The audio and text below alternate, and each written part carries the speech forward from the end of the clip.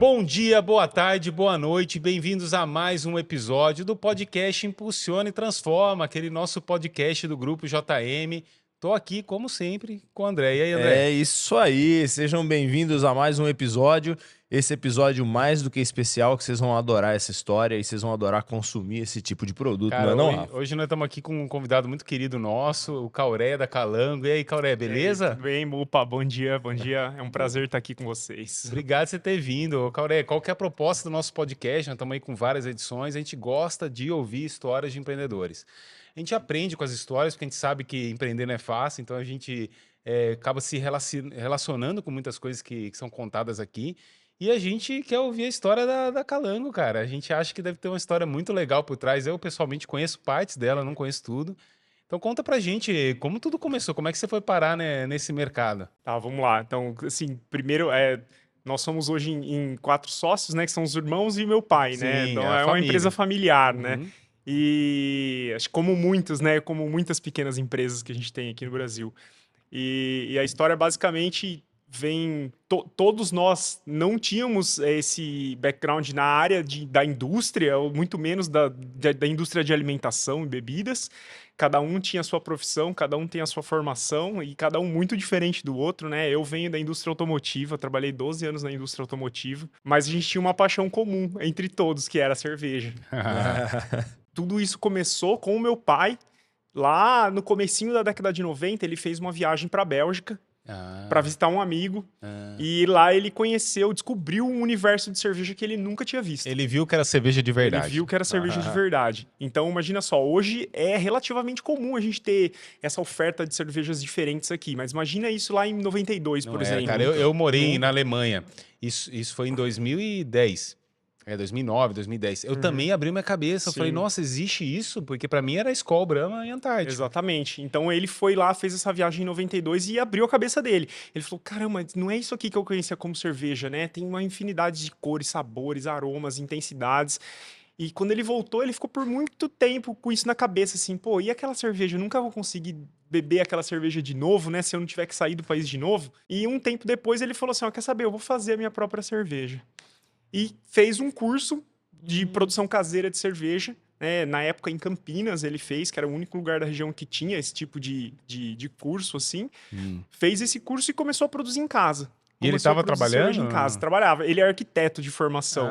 Olha só. É mais ou menos, ele é mais ou menos perto da minha área profissional. Eu sou designer de produto, né? E ele é arquiteto, então a gente é mais ou menos da mesma área.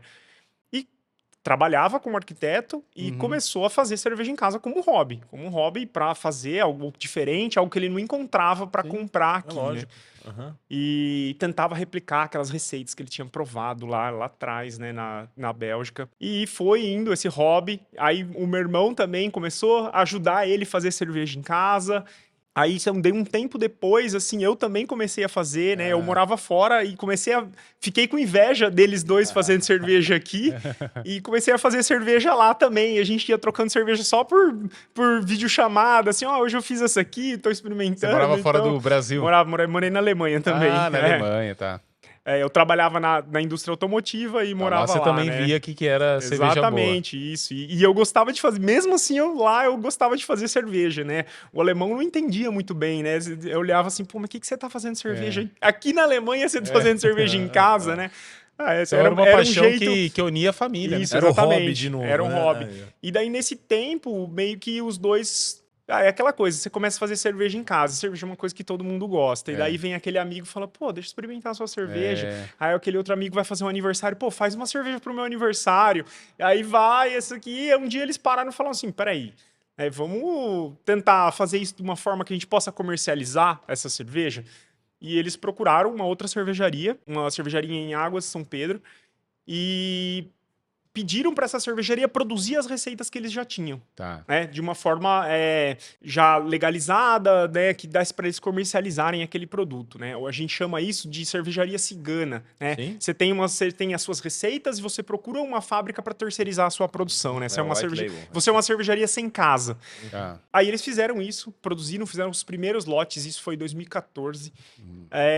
Os primeiros lotes da cervejaria Calango e começaram essa comercialização, né? Em bares, né? Para amigos, etc. Começou bem pequeno, mas eles viram que foi dando meio que certo, assim. Até que em 2016, uns 2 anos depois, mais ou menos, eles falaram, pô, já tem, tá tendo demanda, né? O pessoal tá comprando a nossa cerveja. E se a gente abrisse uma fábrica? Aí, na época, era só ele e o meu irmão, eu ainda tava morando fora. Aí eles alugaram um salão, compraram um equipamento muito pequeno, assim, sabe? É uma coisa que nem seria economicamente viável se você fosse pensar direito, assim, o tanto de cerveja que eles iam produzir por mês, mas era uma forma de começar, de já começar a tirar as licenças, que é um processo que demora. Na época demorava muito, né? Demorou mais de um ano para eles obterem todas as licenças de produção de cerveja. Então E fizeram começaram. paralelo, mantiveram a fábrica lá e Isso, começaram a tentar Isso, produzir. exatamente. E eles iam cada um com seu emprego, meio que trabalhando meio período em um, meio período em outro, ou um período inteiro e à noite ia para a cervejaria. Começaram assim e foram até um tempo, até que o meu irmão, o Auran, ele resolveu, né, sair do emprego que ele tinha e se dedicar 100%, né, à cervejaria. Aí ele foi para o Rio Grande do Sul para fazer uma formação de mestre cervejeiro. Olha que Ficou legal. um tempo lá estudando, né, para fazer a formação de mestre cervejeiro e retornou já aí, tipo, em tempo integral na cervejaria, já cuidando da produção e tal. E meu pai ainda com o emprego dele, né, trabalhando nas duas coisas, assim. E eles foram assim, mais 1, 2 anos mais ou menos, até que eu voltei pro Brasil, né, e resolvi me juntar com eles, assim. Achei que o que eles estavam fazendo era muito legal, assim. Aí quando a gente voltou pro Brasil também, eu não tava mais tão a fim de continuar na indústria, É isso que eu ia te assim. perguntar, o que te motivou? Porque por mais que você tinha um hobby, Sim. via lá, pô, você tinha uma carreira também, né? Exatamente. Será que e pintou uma dúvida? Como é que foi esse conflito para você? Acho que foi mais uma decisão familiar, pensando na família do que em qualquer coisa. Porque Olha. quando a gente voltou de lá, as oportunidades de trabalho para mim, elas iam estar só em São Paulo, né, ou Belo Horizonte, onde tem indústria automotiva, que são as Claro. capitais. E a gente já com filhos, com crianças pequenas, a gente voltou numa condição de que a gente não ia mais morar em São Paulo. Vocês priorizaram qualidade de vida. Exatamente. A gente falou, pô, a gente vai voltar, mas a gente não quer mais morar em... A gente estava acostumado com uma vida, um ritmo de vida grandes lá, e centros, se a gente lógico. voltasse para São Paulo, não ia dar certo, com criança e tudo mais. Então, eu e minha esposa, a gente já tinha decidido quando voltou que a gente ia morar de volta no interior, né? A gente é de Americana. Então, a gente voltou para cá, e aí eu acabei me envolvendo, né? Eu até tinha um outro projeto, assim, né? Comecei um outro projeto, mas acabei me envolvendo com a cervejaria, tava gostando do que eles dois estavam fazendo. E fui me envolvendo cada vez mais, assim. E você até conseguiu trazer o know-how e a expertise que você fez de 12 anos, de anos lá na indústria, Automotiva. empresa grande e tal, você conseguiu traduzir isso dentro de um negócio pequeno ou foi uma dificuldade? Não, eu acho que isso foi justamente um dos motivos que eu fiquei mais interessado de participar, assim, né? Porque, assim, querendo ou não, eu era o único que tinha essa visão da indústria, né? E ali a gente estava começando uma indústria. Então, porque eles já trabalhavam mais na área de serviços, assim, outras áreas, né? Então, toda essa questão mais processual, de organização da atividade produtiva, de processos e etc. Então, eu já tinha um pouco dessa visão também, e eu imaginei que isso pudesse ajudar um pouco ali, né, na situação que eles estavam. Lembrando que nessa época era só nós três. Quando eu entrei, ainda era só os dois. E depois, acho que tinha um vendedor, né? Eram os dois e tinha um vendedor. E era um sacrifício, assim, um envolvimento financeiro também, porque Exatamente. o negócio tinha que sustentar vocês três, né? Exatamente. E assim, foi por muito tempo era só colocando dinheiro, assim, né? As reservas que a gente tinha, a gente só ia colocando até o tempo que isso começou a voltar, assim. E você sabe que eu, quando conheci, aliás, eu já conhecia vocês, né? De consumir o produto. Mas quando eu conheci um pouco mais a fundo foi na feira, na Expo Deps, que a gente se conheceu Sim. em outubro e você tinha colocado um rótulo diferente, né? Tipo, coloque a sua Exatamente. marca aqui, tem a sua Exatamente. própria cerveja. Eu queria saber um pouquinho, o Cauré, dessa visão que vocês têm, porque isso aí é uma coisa que não é todo empresário que tem. Sim. Então, a gente considera assim que a fábrica, né, começou lá em 2016. Então, eles começaram em 2014 e a fábrica começou a operação em 2016.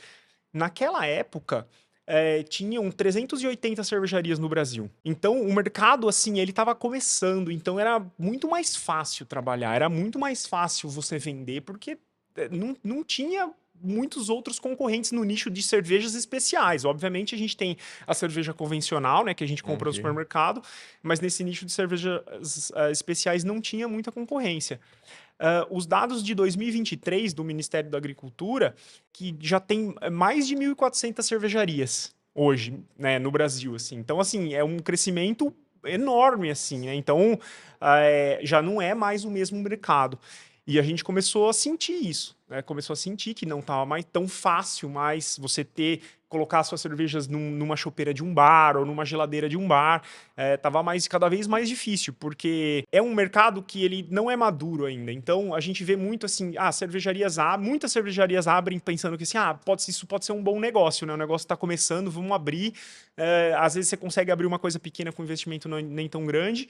E muitas cervejarias entram nisso achando que vai ser um bom negócio, um bom investimento, e veem que não é bem assim, porque não é um mercado, ainda é um mercado muito nichado, né? Então não é tão fácil trabalhar.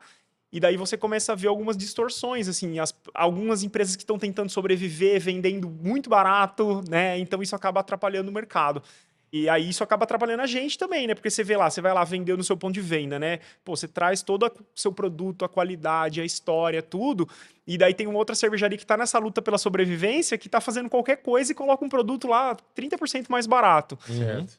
Se o seu cliente, ele não tem tanto conhecimento, né? E ele só quer mais um produto na prateleira, ele acaba indo por esse caminho, assim. Então, a gente começa a ver que tem esses problemas no mercado, começou a ver que tinha esses problemas no mercado e isso estava afetando a gente. Isso fez a gente tentar falar, peraí, a gente tem que pensar diferente, então. A gente tem que procurar caminhos diferentes que não é assim, sei lá, hoje em dia no mercado, 80% das cervejarias, ou até mais, fazem esse básico, né? Que é produzir as cervejas da sua marca e levar isso para o mercado e tentar vender nos bares, nos empórios, né? Nas casas especializadas. E a gente começou a pensar como que a gente faz algo que não é o que todo mundo está fazendo, né? E uma dessas iniciativas foi justamente isso. A gente desenvolveu um modelo, né, de produtos white label. Que são produtos white label? São produtos que a gente já tem no nosso portfólio, produtos que a gente já tem uma qualidade garantida desses produtos. Muitos produtos são premiados em concursos de cervejas. Então a gente dá a oportunidade de pegar esse portfólio, levar para alguns clientes e falar, você pode ter a cerveja da sua marca. É muito fácil, assim, tipo, você não precisa ter um lote mínimo muito grande, isso vai ser rápido, a gente vai entregar rápido, a gente consegue entregar sempre, e você consegue ter. E isso serve para muitos tipos de clientes. A gente começou, por exemplo, sei lá, uma rede de hamburgueria. Então, uma rede de hamburgueria, eles queriam ter algum diferencial, né? Foi um dos primeiros bons cases nossos, foi uma rede de hamburgueria da região. E eles queriam ter um diferencial, porque eles trabalhavam muito forte a marca deles, a marca é muito boa. E eles queriam ter algum diferencial, não só vender cervejas comerciais, assim. Aí eles criaram a cerveja com a marca deles. Então eles têm um rótulo lá e, assim, foi um sucesso, vendeu super bem, eles espalharam isso para todas as lojas. Então, isso aí acabou, né, levando a gente a outros clientes desse mesmo nicho, mas abriu outras oportunidades também. Eu fiquei muito feliz quando eu conheci vocês com essa ação na ExpoDeps, porque vem de total encontro do que a gente proporciona para os nossos clientes. Eu falo que a Guide ajuda as empresas a encontrarem, né, diferentes caminhos de fazer dinheiro, usando a mesma estrutura e usando a mesma marca. Exatamente. E quando eu olhei e vi você criando um novo negócio de white label para outras empresas, cara, tá aí mais um canal de aquisição, tá aí mais um canal de vendas. Exatamente. E outro canal foi o bar, o restaurante. Como é que surgiu isso? Isso até veio antes, né? Isso aí foi, assim, talvez a primeira tentativa. Foi pouco depois que eu me juntei à empresa. A gente tava lá batendo cabeça e vendendo barril. Daí, vendia um barril, daí tinha que entregar. E o custo é muito alto, né? Porque você vende um barril em Campinas. né? Pô, às vezes o cliente tem um cliente recorrente, mas na semana ele pediu, sei lá, um barril, sei lá, uma venda de R$ 500. Só que daí você tem que transporte e depois tem que buscar esse barril, porque o casco é retornável. E no fim, a gente via que sobrava muito pouco, né? No fim das contas, assim. Nesse canal. Essa operação. E daí a gente falou assim, pô, o que a gente tem que fazer? A gente olhou um pouco para fora. Aqui estava começando ainda esse movimento, né? Das cervejarias terem o seu próprio bar, o seu próprio ponto de venda.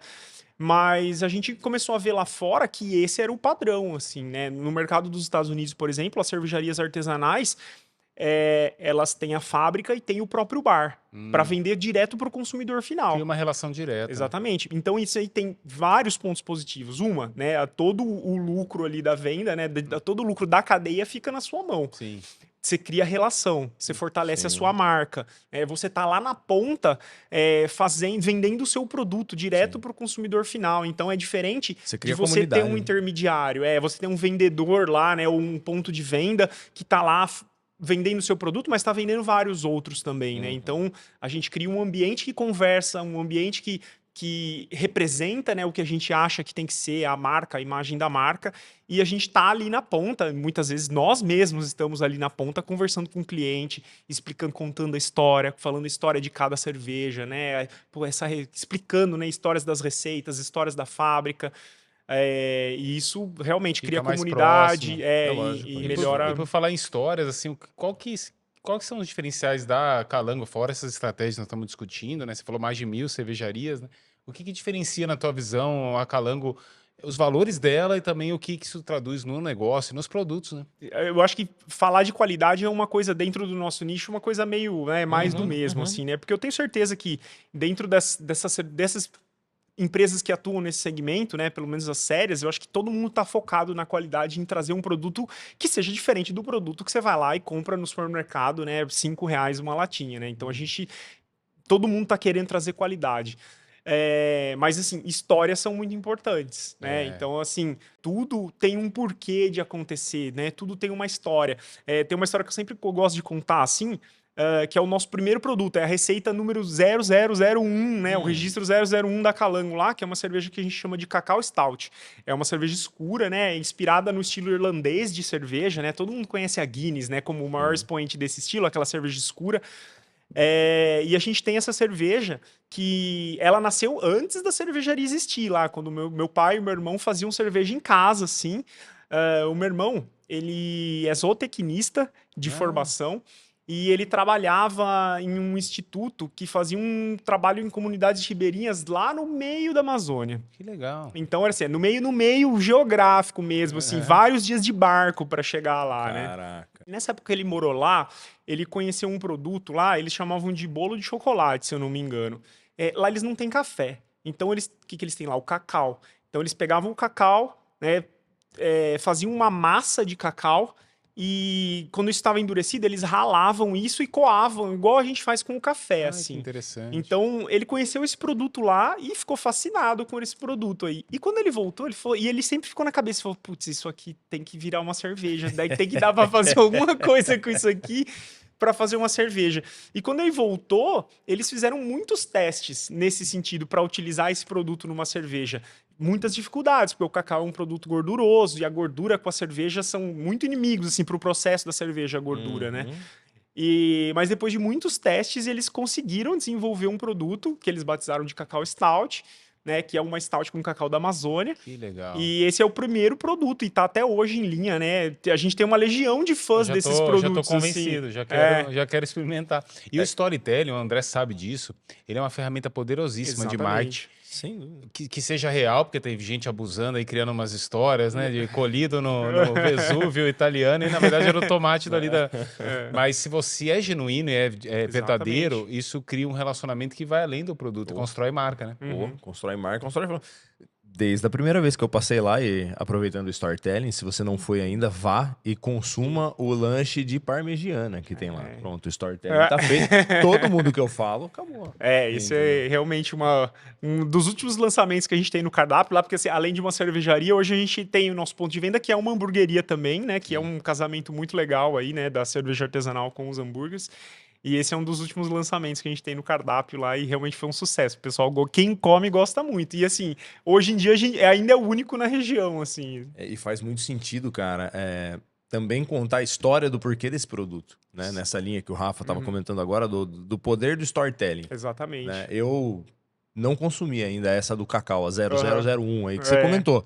Mas você tava falando, já me veio água na boca. Eu preciso Exatamente. consumir isso. É. Então, o storytelling é o melhor amigo de quem vende produto, cara. Sim. Ainda mais, E eu acredito muito As pessoas nisso. compram elas consomem pela história, porque elas querem fazer parte, ou elas querem consumir alguma coisa que alguém fez, né? E é engraçado porque a gente vê o reflexo disso na prática. Assim, os nossos produtos mais longevos, os que estão em linha até hoje, todos eles têm alguma história especial, todos eles têm algo por trás. Porque a gente gosta de trazer novidades, então todo mês a gente lança uma cerveja diferente para ter uma novidade engatada lá no bar, né? Mas a gente percebe isso, com o tempo vai passando, as que têm uma história são as que ficam. Sem dúvida. Né? Então, assim, tem cerveja, por exemplo, uma outra cerveja que eu posso citar aqui, tem uma cerveja que o meu irmão, que é o nosso responsável da produção, né, nosso mestre cervejeiro, ele fez a cerveja não para comercializar, ele fez porque ele queria fazer uma cerveja pro aniversário dele. Então ele fez um lote menor lá, ele falou, eu vou fazer essa cerveja porque eu quero fazer uma festa de aniversário e eu quero essa cerveja no meu aniversário. E eu pra ele assim, não, comercialmente não é boa essa cerveja, ela é muito próximo de uma cerveja que, tipo, mais convencional. Ele, não, eu vou fazer, mas é só pro meu aniversário. Se sobrar alguma coisa a gente vende lá, tal. Fez essa cerveja há uns 3 anos atrás e ela tá até hoje aqui. Porque a cerveja do aniversário dele ficou tão boa a cerveja que ele fez e as pessoas gostaram tanto que a gente não conseguiu parar de fazer essa cerveja. Mas, Caurê, aqui no podcast a gente fala que é a vida real do empreendedor, não é só história boa. Então, quais foram os momentos mais difíceis? Vocês pensaram em desistir? A gente sabe que empreender em família já é um desafio. Sim. Conta pra gente também o que você aprendeu com esses momentos também. Realmente, assim, uma das maiores dificuldades, assim, na verdade duas, assim, a questão de estar em família, porque isso gera alguns conflitos, não só ali dentro do ambiente profissional, mas fora também, porque praticamente, se você está trabalhando em família, você está trabalhando 24/7. Sim. Porque você está trabalhando ali dentro, se está tendo um churrasco na casa dos meus pais, por exemplo, a gente está trabalhando o dia inteiro, discutindo, falando de trabalho. Então, esse é o primeiro problema, né? E isso, às vezes, é desgastante um pouco, embora a gente gosta do que a gente está fazendo. E pode gerar alguns conflitos. E o segundo, que foi assim uma dificuldade, mas por um erro nosso, é ter começado sem instrução e sem ajuda, sabe? Porque assim, cada um tinha a sua profissão.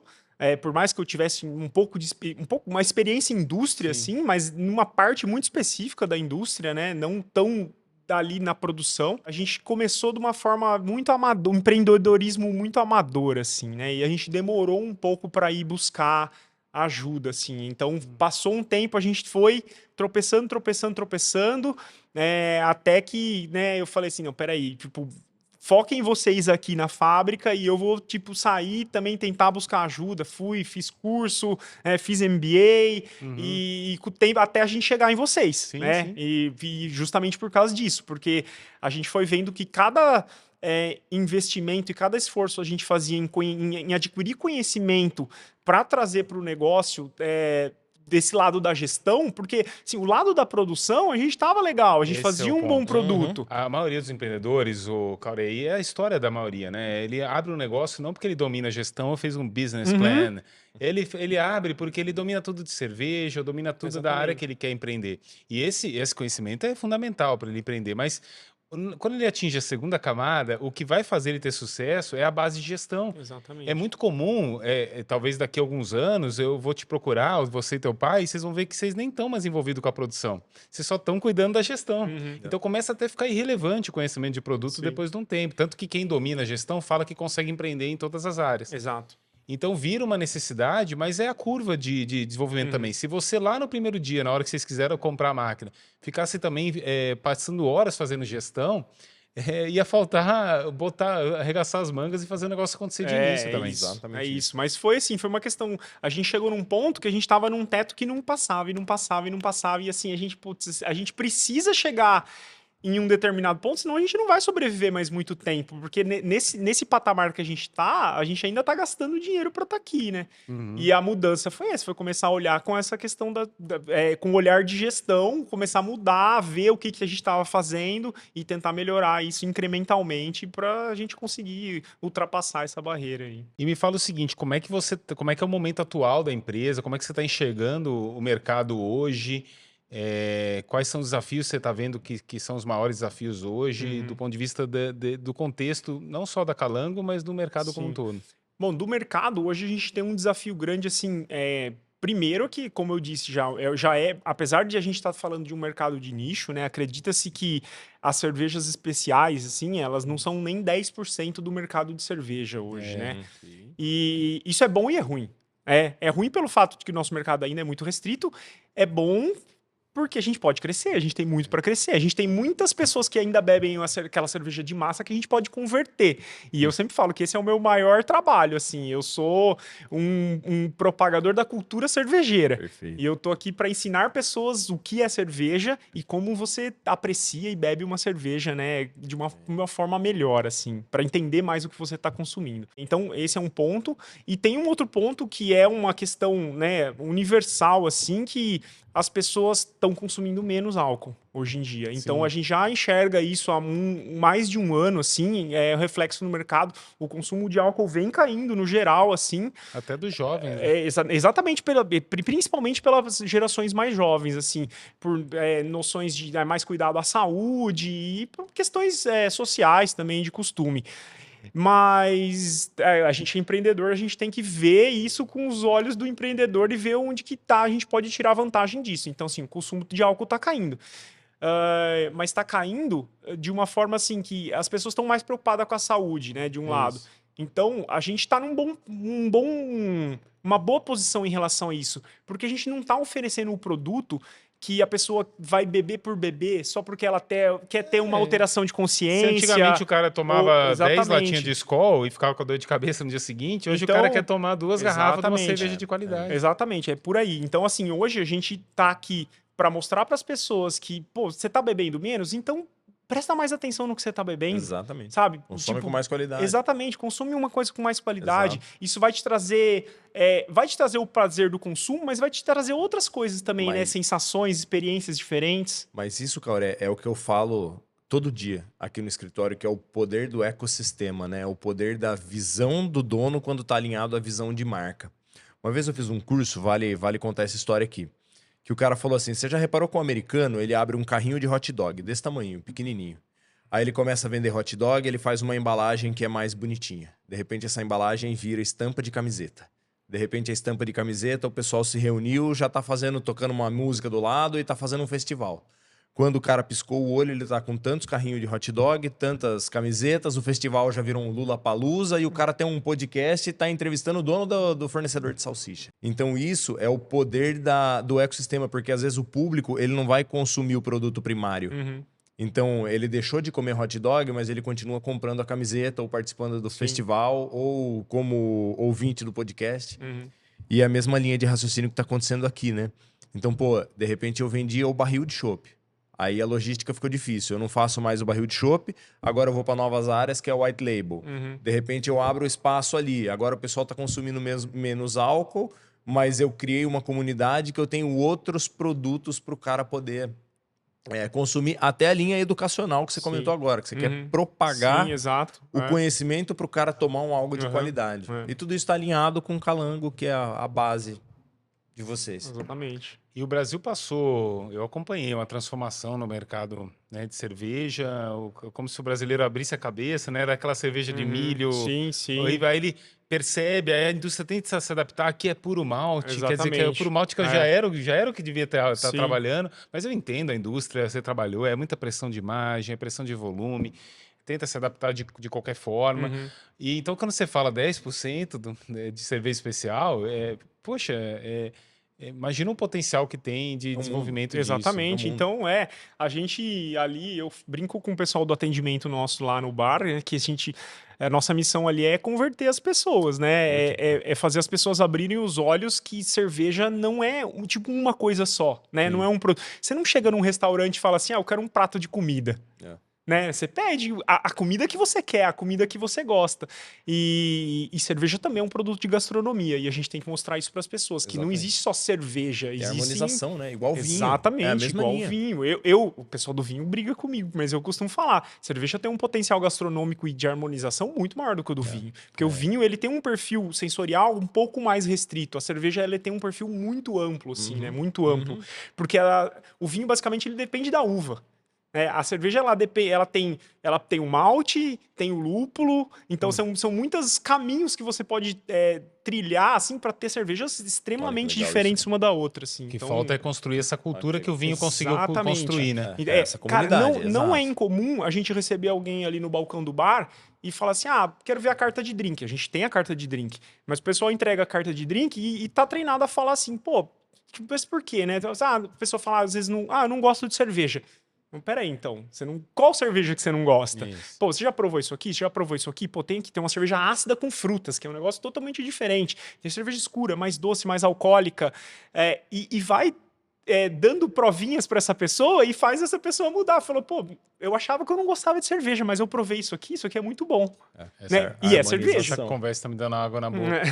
E por falar em missão, Caurel, o que o futuro espera da Calanco? Quais são os planos para 25, 26, do que você consegue abrir pra gente? O que vocês estão no forno aí? Sim, o nosso plano, assim, e a nossa visão, assim, né, é ser uma referência nesse sentido, assim, de cerveja de qualidade da região, assim. A gente acredita muito no poder da atuação regional. A gente, hoje, não tem uma ambição, assim, de expansão. A gente tem uma missão de concentrar a nossa imagem de qualidade aqui na região, assim. Tem um ditado lá na Alemanha que fala, assim, que a melhor cerveja é da cervejaria que você enxerga a chaminé. E isso reflete muito essa valorização da produção e consumo local que eles têm. Isso é muito a Alemanha mesmo. E lá, assim, lá tem uma cervejaria por cidade e eles tratam cervejaria como time de futebol. Tipo, você não bebe a cerveja da cidade do vizinho. Nossa, assim, quando você fala, compara a Baviera com outros estados, exatamente. Aí já gera aquela disputa. Então, assim, eu acredito muito nisso também, acredito nessa força que tem a produção local, né, o produtor local. E hoje a gente pensa muito em fortalecer isso. E com o tempo aí se tornar uma referência de qualidade mesmo e de cultura cervejeira na região, assim. Acho que hoje é a nossa visão. Cara. Vamos para o momento Impulsiona e Transforma? Agora, eu quero ter essa aula agora.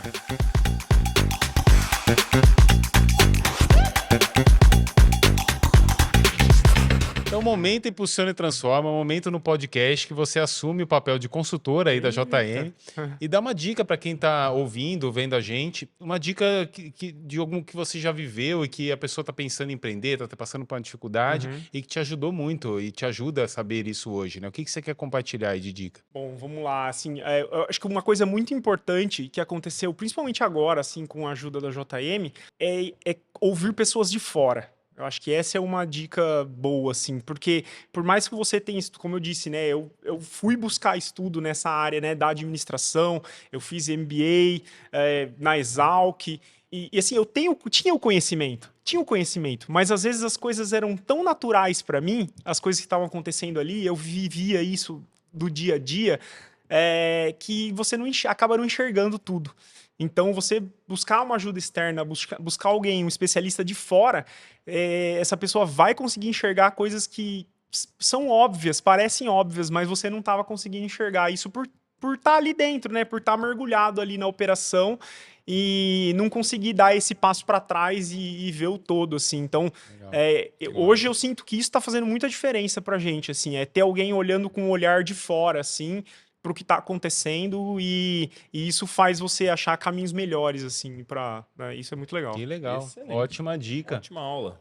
Cauré, obrigado pela tua presença aqui, conversando com a gente. Acho que foi muito bom, cara. A gente conseguiu abrir a cabeça em várias coisas. Foi tão bom que me deu água na boca. Tô indo isso. pra lá agora. Vamos lá. Obrigado pela presença, viu? Que isso, eu que agradeço. Foi muito bom estar aqui. O papo foi muito bom. Quem ficou aí com água na boca, que nem o André, procura Calango nas redes sociais, vai lá, visita, né? Vai ter um ótimo atendimento. Come o lanche de parmegiana do André, toma a cerveja do Cacau Stout e depois fala pra gente, manda lá pro Cauré no Instagram o que achou, né? Pra ter esse feedback. É isso aí.